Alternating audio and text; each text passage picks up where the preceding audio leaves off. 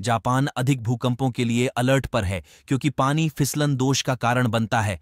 Police ने कहा कि तटरक्षक विमान के चालक दल के 6 सदस्यों में से 5 की मौत हो गई, जबकि कैप्टन की हालत गंभीर है। भूमि, बुनियादी ढांचा, परिवहन और पर्यटन मंत्रालय के तहत नागरिक उड्डयन ब्यूरो के प्रमुख शिगेनोरी हिराओका ने इस सप्ताह जापान को चौंकाने वाली खबर आई। नए साल के दिन मध्य जापान में एक घातक भूकंप आया, जिसके अगले दिन टोक्यो के हानेडा हवाई अड्डे पर एक घातक विमान दुर्घटना हुई। नोटो प्रायद्वीप में 7.6 तीव्रता के भूकंप के कारण बड़े पैमाने पर लोगों को खाली करना पड़ा और भयावह आग लग गई, जिससे इमारतें और बुनियादी ढांचे नष्ट हो गए। इस बीच जापान एयरलाइंस के विमान और जापान तटरक्षक विमान की टक्कर के बारे में नई जानकारी सामने आ रही है, जो भूकंप के लिए राहत सामग्री ले जा रहा था। यहां नवीनतम विकास पर कहानियों का चयन है। टोक्यो।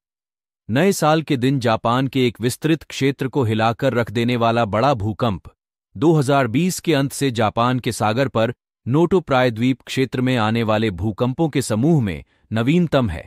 विशेषज्ञों ने गहरे भूजल को एक कारक के रूप में संदेह किया है और चेतावनी दी कि आगे और भी भूकंप आ सकते हैं। सोमवार के भूकंप की प्रारंभिक तीव्रता 7.6 दर्ज की गई, जो 1995 में कोबे में आए 7.3 भूकंप से भी अधिक है और 6000 से अधिक लोग मारे गए थे। नए साल के भूकंप ने इमारतों को गिराने और आग लगने के अलावा इशिकावा प्राण। जब जापान पहले से ही बड़े भूकंप से जूझ रहा था, जो नए साल के दिन जापान सागर के तट पर आया था, जिससे कई मौतें हुईं और व्यापक क्षति हुई। समझा जाता है कि तटरक्षक विमान भूकंप प्रभावित क्षेत्र में सहायता पहुंचाने में शामिल था। जापानी प्रधानमंत्री फूमियो किशिदा ने कहा, जेएल और हवाई अड्डे के कर्मचारियों और यात्रियों की शांत प्रतिक्रिया के लिए धन्यवाद। जेएल विमान के सभी चालक दल और यात्री भागने में सफल रहे। प्रधानमंत्री ने आगे कहा, जिन 5 तटरक्षक कर्मियों ने अपनी जान गंवाई। टक्कर के बाद टोक्यो हवाई अड्डे पर जापान एयरलाइंस का विमान जलकर खाक हो गया। टोक्यो। जापान एयरलाइंस का एक विमान मंगलवार शाम को टोक्यो के हानेडा हवाई अड्डे पर उतरते समय जापान तटरक्षक विमान से टकरा गया, जिससे जेटलाइनर आग की लपटों में घिरने से पहले सैकड़ों यात्रियों को भागने पर मजबूर होना पड़ा। टेलीविजन फुटेज में विमान को रनवे पर जलते हुए दिखाया गया। विमान एक एयरबस A350 था, जो न्यू चिटोज हवाई अड्डे से उड़ान 500 के रूप में संचालित हो रहा था, जो देश के उत्तरी द्वीप होक्काइडो पर सापोरो की सेवा करता। वे भूकंप से प्रभावित लोगों के लिए जिम्मेदारी की उच्च भावना के साथ अपना काम कर रहे थे।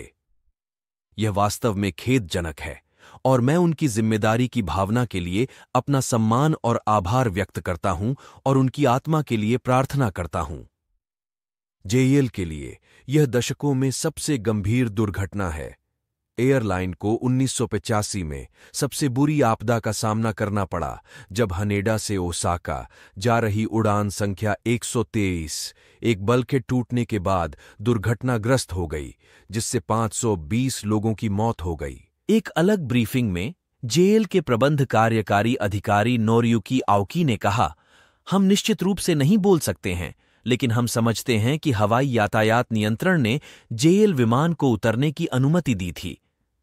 फिर भी उन्होंने कहा कि लैंडिंग क्लियरेंस सहित विवरणों की पुष्टि करना आवश्यक था। एयरबस ने कहा कि वह जांच के प्रभारी अधिकारियों को तकनीकी सहायता प्रदान करेगा और विशेषज्ञों की एक टीम भेज रहा है। जापान का नया साल जलजले और हवाई जहाज के हादसे से लर्ज उठा। हनेडा में सभी लैंडिंग और प्रस्थान शाम 6 बजे के आसपास रोक दिए गए। मंगलवार को जब आपातकालीन कर्मचारी आग पर काबू पाने के लिए दौड़े, तो यह आग रनवे सी पर लगी, जो हवाई अड्डे के 4 रनवे में से एक है।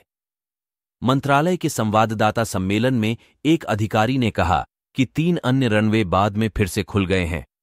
अधिकारी ने कहा, हम अपना सर्वश्रेष्ठ प्रयास करेंगे, लेकिन हम यह नहीं कह सकते कि परिचालन पर कोई असर नहीं पड़ेगा। मेरा वीडियो देखने के लिए धन्यवाद। कृपया मेरे चैनल को सब्सक्राइब करें।